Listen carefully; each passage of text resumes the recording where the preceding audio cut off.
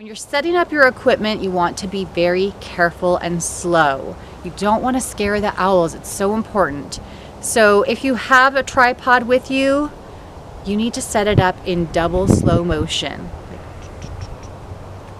I don't know why I did the sound effects there, whatever. If you have a camera, like my Canon, that makes a loud when you click it, beware, that might scare the owl away. You might want to invest in another camera that is quiet. My brother's Nikon camera is very quiet. It doesn't make a sound when I take a picture with it. And sometimes that's how I start out taking pictures of owls, so that they kind of get acclimated to seeing me lift something in front of my face.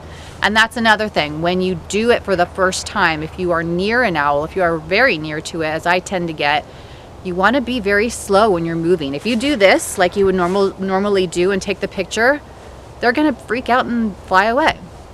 So you really want to move slowly, very carefully, bring it up to your face, very slowly, and then just let them get used to you moving it up and down. I mean, obviously take a shot if you can, but do that a couple of times so that they see you moving and that they recognize that you're not threatening them. So remember that owls can be very moody. They can be just like people. One day they'll want your company, the next day they won't. One day they'll let you take pictures, the next day they'll say, no paparazzi, please. So be patient with that. Always respect the owl's space and its preferences. There have been times when I have sat on a rock near an owl that was in a tree a few feet away from me, and I just sat there watching it for half an hour to 45 minutes. And sometimes I would take pictures, sometimes I would just sit there. And then there were other times where I approached an owl, the same owl, and it would immediately fly away. Sometimes I will take a picture of it and it will be fine. Another day I would come in and even just lifting my camera would scare it away. So you really want to be aware of the fact that they just might not want that company, or they might be a little more anxious or uneasy one day as opposed to another. Just be prepared for that, and always respect them. Respect what they want. This is not about you. This is about them.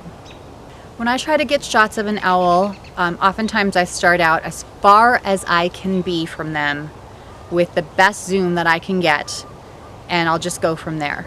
I'll take a few pictures just in case it gets scared away, and then I will edge forward a little bit. And then I might take a few more pictures if I can. And then I might edge forward a little bit more. This is pretty easy to do when you're encountering the same owl over and over again. If this is your very first time and you have never seen this owl before, this isn't likely to work. Typically, the first time you encounter an owl and they don't know you, they're probably going to just fly away.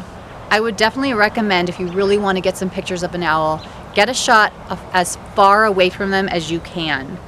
And then if you want to try to get a little closer, start doing that after you've already gotten a picture. But again, respect their space. Don't get into a situation where you're scaring or threatening them. And if they exhibit signs of feeling threatened, then immediately leave them alone.